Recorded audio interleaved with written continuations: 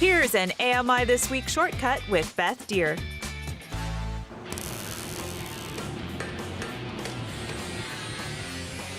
My name is Slavo Cech. I'm a metal sculptor, artisan blacksmith, and owner, proprietor of my studio called Metal Urges, where I create grand staircases, wrought iron staircases, railings, estate gates, sculptural fencing, commercial applications like the interiors of restaurants and large-scale public art, to tabletop sculptures that are made in metal, are both abstract and representational.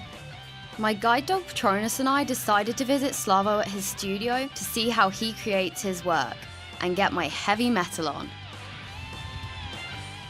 And so what we have here, the station that we're at right now, is I've got this round metal circle here. It's about 1/2 inch thick and probably about 14 inches in diameter. These flat metal pieces that I've cut, and I'm going to clamp to this, and by hand just roll it into a nice gentle arc, will then be welded together to create a sculpture. So what we're going to do is we're going to take this vice grip and clamp it on one side, and then just basically use our muscle power. We're going to be bending it around the circle, and it gives us this perfect arc that we're looking for. Fabulous time. Yeah. Oh, great. That's actually pretty heavy. They're pretty strong. Now it's time to test my strength. I've got my safety glasses on, and I'm also putting on Slavo's massive working gloves. And now it's Beth versus metal. Okay, so I'm gonna push with my left hand. Yeah. Got my big manly gloves on. My goodness, this is hard. And here's the piece that you created. I think mine's better.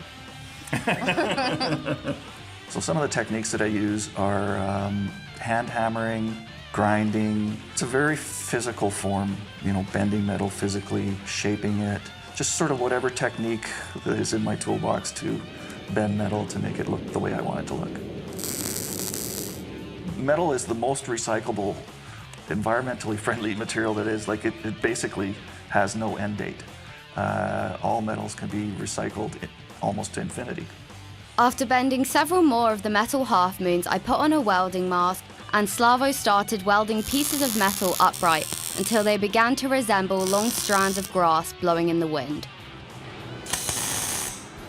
It is. It like kind of just feels like thick pieces of metal that, yeah, are trying to take like a kind of grass form. Like, it's quite beautiful, actually. When I'm creating my work, it really depends on the piece. Sometimes texture is not part of the complete element of the sculpture, but in particular when I'm working on a sculpture like the Bison, texture is certainly a big part of it. There's an element to that particular sculpture that is the coat of the Bison. And so the technique that I use is tiny little low temperature spot welds to create the texture of the coat of the Bison. So it's quite important in that aspect. After a day working with Slavo, my face was covered in soot, which I couldn't wait to wash off. But I wasn't leaving before getting my hands on a toy-sized bison. So yeah, his body's like I'm just assuming it's a boy. Yeah. His body's a smooth texture, and then once you get up to around his shoulders, it's very like bumpy. Like, and then he has like the cutest little horns. It's really impressive. And what was your inspiration for this? I mean, Elk Island National Park is just kind of in our backyard, and it's kind of a iconic animal to this area. Some of the places where I get my inspiration is basically just everyday life. Things in nature, you know, just decorative grasses that I've seen, and the shapes and how they move in the breeze. The inspiration is all around if you pay attention.